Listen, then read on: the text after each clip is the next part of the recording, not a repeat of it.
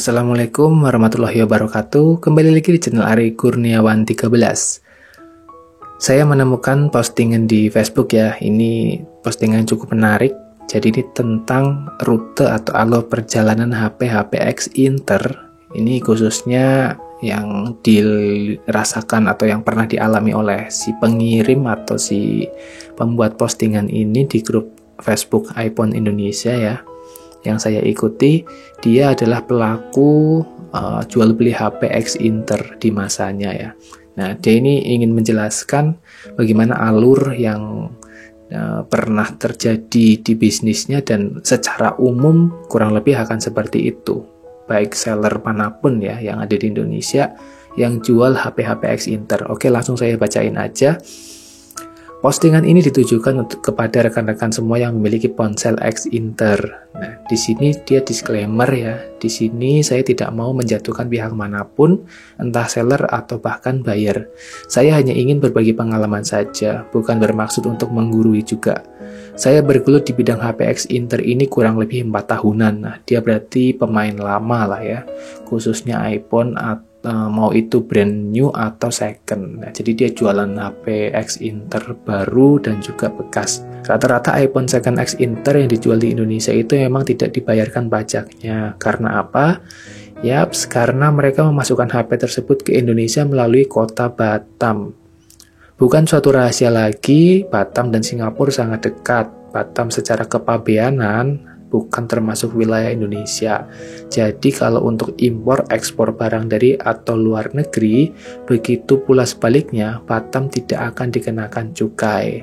Tapi secara teritorial, Batam masuk wilayah Indonesia. Nah, sampai sini paham ya tentang perpajakan atau hukum pajak yang ada di kota Batam ya, di Kepulauan Riau sana. Seller dari Batam akan order beberapa ratus bahkan hingga ribuan piece setiap harinya ke luar negeri. Yang paling sering order ke Singapura karena dekat ya, untuk memenuhi kebutuhan suplai HP second di kota-kota lain. Jadi nanti akan didistribusikan ya ke berbagai kota lah, Jakarta, Surabaya gitu. Memang tidak selalu order dari negara tersebut, ada juga yang order di USA. Ini kalau kita nemuin HP iPhone LLA ya biasanya X dari luar negeri. Ada juga yang order di USA tapi minta kirimnya bukan langsung ke Indo, melainkan transit ke Singapura dulu, lalu masuk ke wilayah Batam. Kenapa nggak langsung masuk ke Indonesia, terutama Jakarta? Ya karena pasti tahu dong jawabannya. HP itu dikirim menggunakan kapal dari pelabuhan Singapura ke pelabuhan Batam. Per kardus isi HP bisa mencapai 100-150 unit.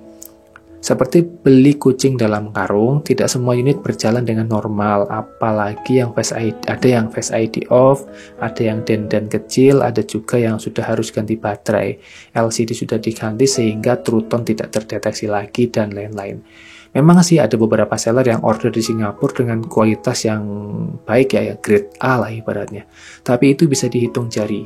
Ya, selebihnya grade B dan C lah. Teman-teman bisa menganalisa sendiri seperti apa fisik dan jeroan HP tersebut. Oke, sampai di sini saya mau cerita teman saya ya beli iPhone di Kota Semarang, iPhone X Inter juga iPhone 8.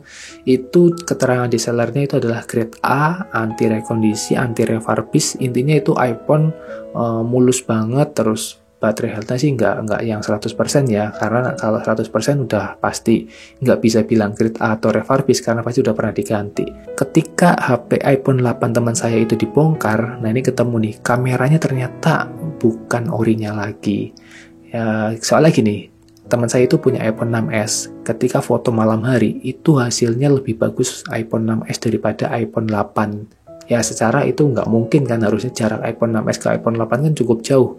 Harusnya hasil kameranya pasti ada perbedaan yang signifikan lah. Harusnya lebih bagus yang iPhone 8, tapi itu tidak. Setelah dibongkar ternyata modul kameranya tuh agak aneh gitu. Terus ada beberapa baut juga di dalam yang udah ya longgar lah, udah dol. Nah berarti terbukti ya dari postingan ini. Oke, kita lanjut nih. Setelah unit sampai di Batam, seller melakukan quality control unit terlebih dahulu sebelum nantinya akan dikirim ke kota lain. Tidak luput juga untuk menyuntikkan IMEI ke unit-unit HP tersebut. Ya, nggak berjalan lama kok. Ada yang bisa bertahan 6 bulan, ada juga yang 1 tahun. Pokoknya macam-macam lah. Nah, ini kita buktikan juga Ada yang baru beli 3 bulan kena blokir, 1 minggu kena blokir, ada yang beli udah setahunan lebih masih aman-aman aja. Jadi terkonfirmasi di sini ya. Setelah semua dirasa sudah oke dan tidak ada problem, barulah seller di Batam mengirimkan unit-unit HP tersebut ke kota masing-masing sesuai dengan orderan sebelumnya. Nah ini berarti HP tersebut didistribusikan ke toko-toko yang mungkin kita pernah beli di situ ya. Karena toko HP X-Inter itu cukup banyak dan menjamur di toko-toko online. Misalnya nih, kota A order iPhone 12 series 100 unit, kota B order iPhone 13 series 35 unit, dan seterusnya. Setelah sampai di kota masing-masing, barulah toko ini mulai menjual barang-barangnya kepada konsumen dan itu pun masih garansi kalau gak seminggu ya paling lama sebulan. Di sini saya juga gak mau membeberkan bagaimana proses barang itu keluar dari Batam menuju kota-kota lain. Ya pasti pakai jalur orang dalam lah ya. Oh iya, ada di sini yang pernah order HP dari Batam tapi resinya bukan dicetak dari Batam, pasti ada dong. Berarti ya nggak tahu lah ya sistemnya bagaimana. Jadi memang ada beberapa device X-Inter yang dijual di pasaran lengkap dengan dusbox bawaannya.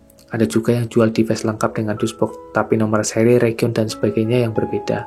Tidak dipungkiri juga bahkan ada sebagian besar dusbox itu dibuat sendiri di Indonesia dan parahnya lagi stiker IMEI, nomor seri, region, dan lain itu juga dicetak sendiri di Indonesia. Yang artinya ya kalian bisa simpulkan sendiri lah ya. Kita tahu kalau beli iPhone X-Inter pasti dapat kelengkapannya OEM.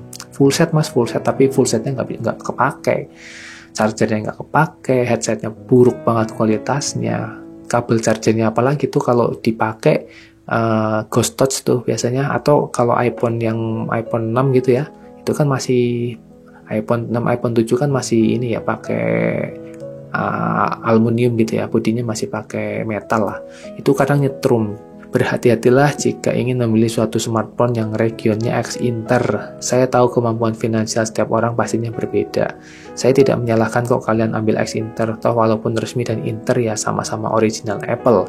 Dalam catatan tidak ada komponen yang dirubah ya oleh pihak kedua.